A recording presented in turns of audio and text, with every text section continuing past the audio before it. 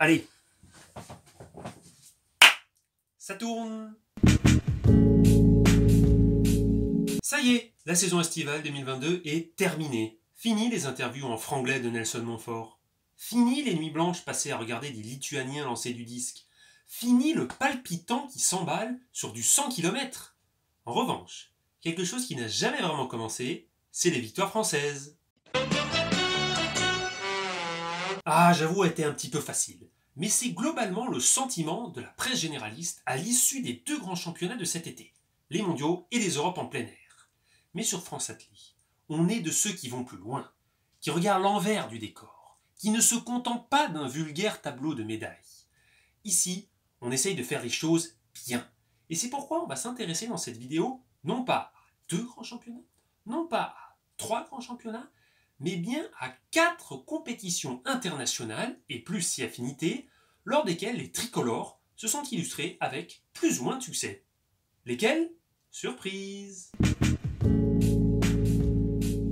Bon, comme évoqué dans la vidéo sur les Europes, on est loin d'être à notre top. Après, il faut évidemment saluer l'immense performance de Kevin Mayer, qui devient le premier athlète français masculin double champion du monde en individuel. Cette performance le propulse évidemment au sommet de notre sport et il ne reste désormais plus que l'Olympe à conquérir pour que sa consécration soit totale. Mais regardez derrière cet arbre et vous verrez qu'il cache une forêt peu garnie. Le nombre de finalistes français, parmi les 8 premiers de leur épreuve, se compte sur le doigt des mains, 7 en plus de Kevin. Hormis la catastrophe de Doha en 2019 où l'on avait eu 6 finalistes, c'est le total le plus faible depuis les championnats d'Athènes 97. Côté tableau des médailles, le titre de Kevin permet de faire bonne figure, mais numériquement parlant, c'est la première fois depuis les championnats de Stuttgart en 93 que l'on ne rapporte qu'une seule médaille. Si l'heure n'est pas à la réjouissance totale, il y a quand même quelques très belles performances qu'il serait dommage de ne pas souligner. Je pense évidemment à Wilfried Apio, 4e du 400 mètres haies, à seulement 1 millième de la 3e place, mais aussi à Quentin Bigot, qui élève son niveau année après année et qui termine 4e d'un concours extrêmement relevé. Il y a aussi le patron, Renaud Lavillenie, 5e, toujours dans le coup, et les relais 4x400 qui témoignent d'une belle densité au haut niveau. Ça, c'était pour les bonnes nouvelles. Et on va maintenant passer à celles qui sont un peu plus déplaisantes. Et on commence par un événement que vous avez certainement dû voir passer, le coup de gueule de Jimmy Gressier au micro de Nelson Montfort. Je manque de fraîcheur parce que quand il faut se faire mal, ça va pas spécialement vite, mais quand il faut se faire mal, j'ai du mal à me faire mal. Donc je pense que c'est un état de fraîcheur mentale qui est assez compliqué, on va dire, aujourd'hui. Mais ça, c'est aussi peut-être faute d'avoir des minima peut-être un peu trop durs par rapport à ceux de World Athletic. C'est pas une critique, c'est juste un constat. Aujourd'hui, malheureusement, il y a des mecs et des filles qui restent à la maison parce que ces minima sont trop durs. C'est à ma connaissance un des rares athlètes qui critiquent ouvertement ces fameux minima français supérieurs à ceux de la Fédération internationale. Le discours officiel prône une délégation restreinte pour davantage de performances. Mais c'est pas un argument valable à mes yeux. Avec cette logique, accéder à une compétition mondiale devient très compliqué. Or, gagner à ce genre d'événement, ça se fait à l'expérience, dans la gestion du stress, la récupération entre les courses. La FFA refuse donc de donner cette expérience nécessaire à la victoire. A noter que une délégation restreinte n'exclut pas forcément des ratés. Sur les 30 athlètes sélectionnés aux mondiaux, 8, soit 25% du total, ont échoué en série ou en qualification. Vous l'avez compris, je ne trouve pas grand-chose de positif à ces minima français. J'aurai peut-être l'occasion de vous en reparler dans une autre vidéo. Mais sachez que ce ne sont pas moins de 27 athlètes qui étaient éligibles selon World Athletic qui n'ont pas été retenus par la France. Évidemment, tous ne pouvaient ou ne voulaient pas, à l'image d'Alexandra Tavernier, mais ce chiffre laisse songeur. Parmi eux se trouve aussi Amandine Brossier, qui a été sélectionnée aux mondiaux avec le 4x400 mètres, mais qui était également éligible sur le 400 mètres individuel. Quitte à faire le déplacement, autant le jouer à fond, non ? Je vous mets un article en description avec davantage d'informations sur ces 27 athlètes non sélectionnés. Pour le reste, on a pu relever dans la presse que la FFA souhaitait contrôler le mieux possible sa communication. Cela s'est traduit par l'embauche d'un spécialiste de la stratégie de communication et une surveillance de toutes les prises de parole. À leur décharge, le contexte interne est assez tendu. Après avoir enfin retrouvé une stabilité dans l'organigramme, la FFA veut faire le moins de vagues possible, et ce en dépit de l'enquête interne ouverte par l'INSEP et de la plainte pour agression sexuelle à l'encontre de Wilfried Appiau. Il y a aussi Mamadou Fall, qui a été volontairement écarté du relais 4x100 par la FFA après que l'Agence française de lutte contre le dopage ait signalé 3 manquements de localisation de sa part. Bref, une équipe de France loin d'être apaisée, des méthodes de sélection discutables et un directeur de la haute performance qui nous permet d'y voir plus clair. Dans Ouest France, Romain Barras nous donne une interview qui laisse un goût amer. On y apprend entre autres que Eugene ne faisait pas réellement partie des 2 grandes étapes avant 2024. C'est quelque chose de triste, car cela signifie que la France n'était pas préparée à cette compétition et qu'elle n'a eu d'autre choix que de la zapper. Il faut dire que Romain Barras n'est entré en fonction qu'en janvier 2022, soit 6 mois seulement avant les mondiaux. Pas entièrement coupable, mais triste de devoir galvauder une compétition faute de temps pour la préparer. Plus loin dans l'interview, il réfute la théorie du creux générationnel pour justifier les maigres performances des 24-28 ans, en affirmant qu'il s'agit simplement d'un problème d'optimisation des performances.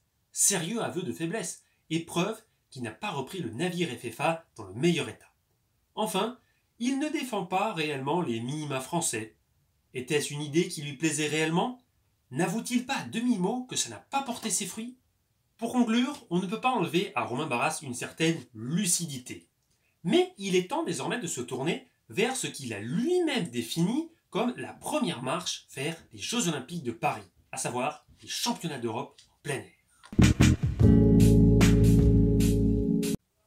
Et hop, changement de costume. On attendait beaucoup de ces championnats.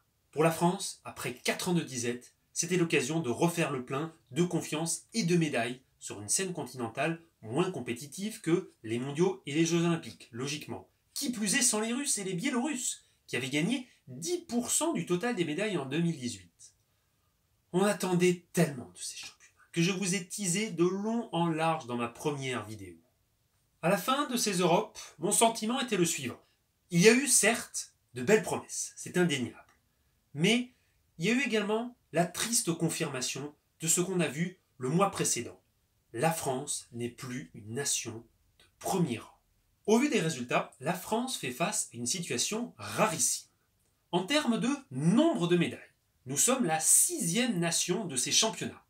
Mais l'absence de titres nous fait dégringoler à la 22e place du tableau des breloques. Le nombre de médailles, il est dans la lignée des précédents championnats continentaux. 10 en 2016, 9 médailles en 2018, mais le fait qu'elles soient toutes en argent et en bronze cette année, c'est une situation qui est inédite depuis 1982. Mais qu'a-t-il manqué à nos Bleus? De la fraîcheur? Dans ce cas-là, pourquoi 20% des athlètes et collectifs médaillés aux mondiaux ont réussi à redécrocher une breloque aux Europes? Peut-être de la fatigue, engendrée par la quête d'exigeants minima français? Ça reste de la pure spéculation. Surtout que 19 des 29 finalistes français au championnat d'Europe avaient déjà participé aux mondiaux, de même que 7 des 9 médaillés.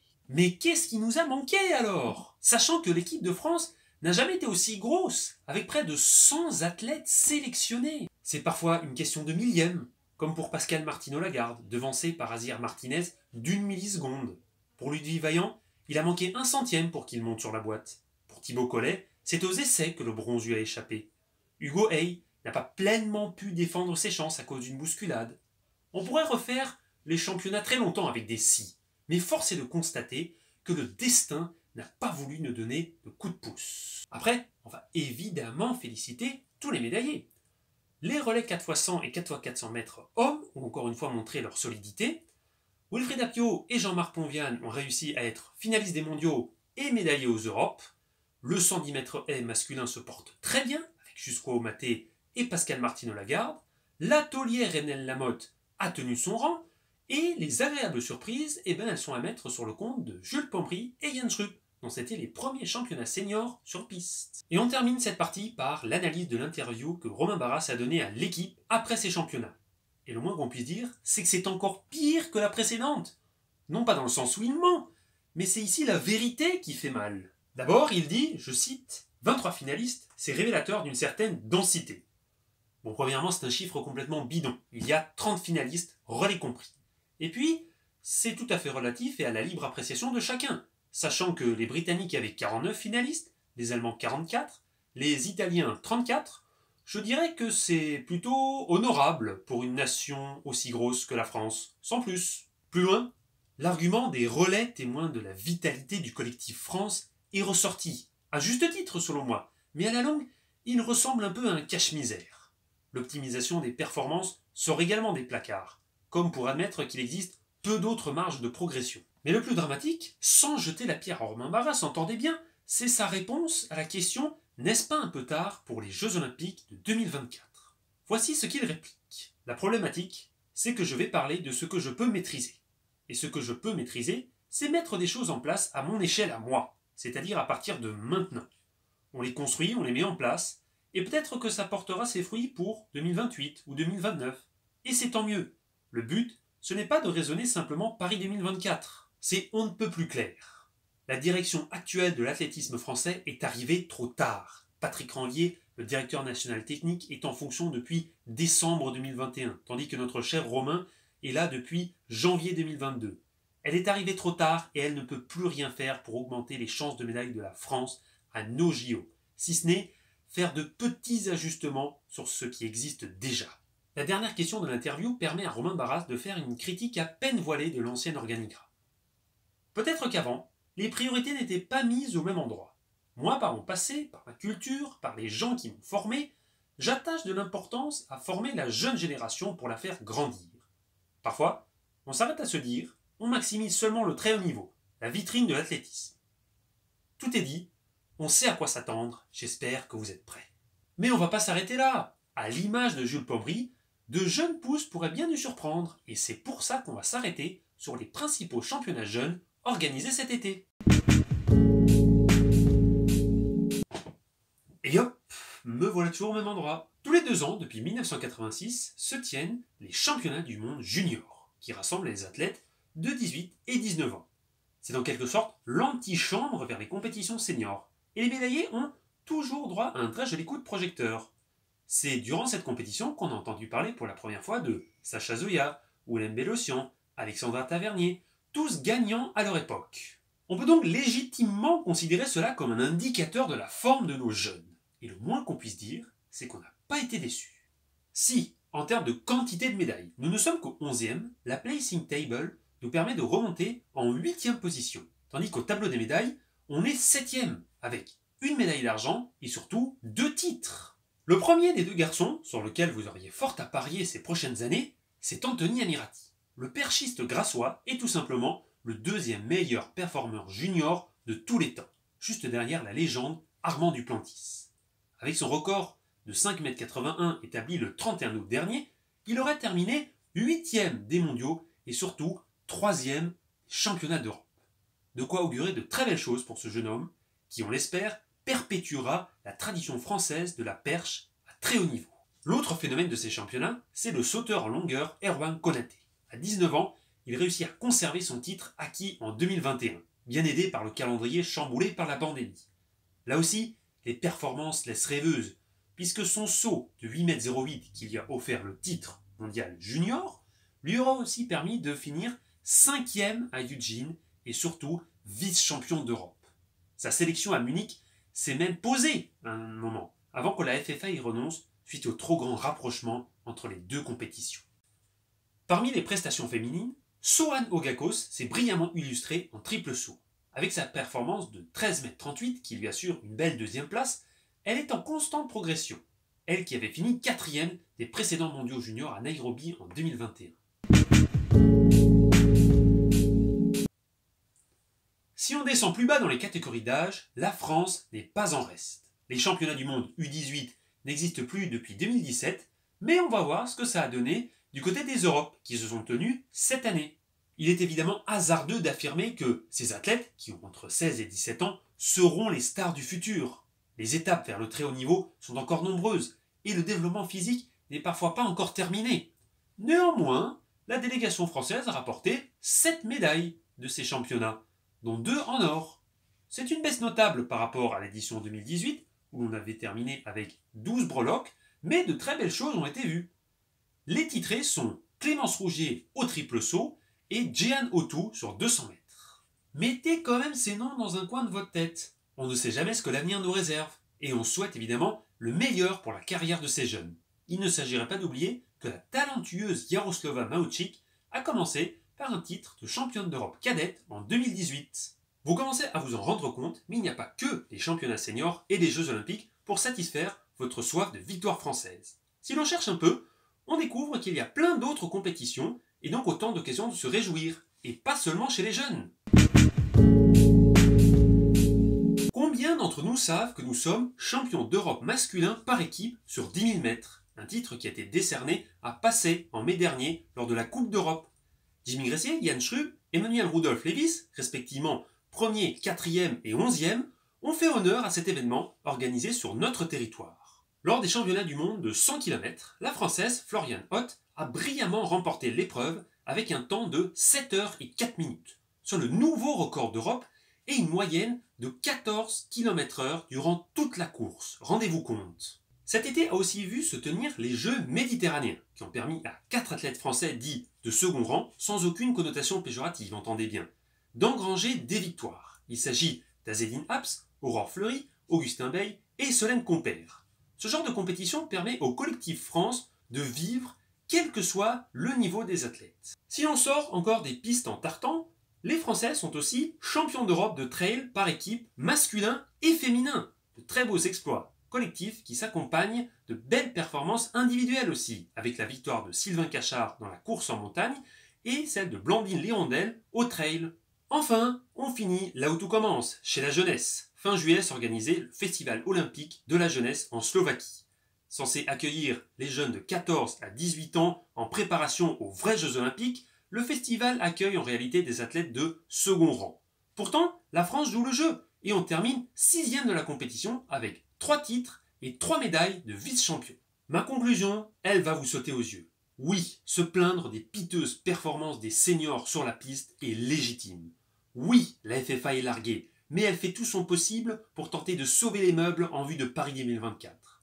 Mais au fond, ne serions-nous pas aveugles de regarder uniquement dans cette direction ? Ce que je veux dire, c'est que l'athlétisme, c'est une diversité inouïe d'épreuves dans un stade, mais aussi en dehors.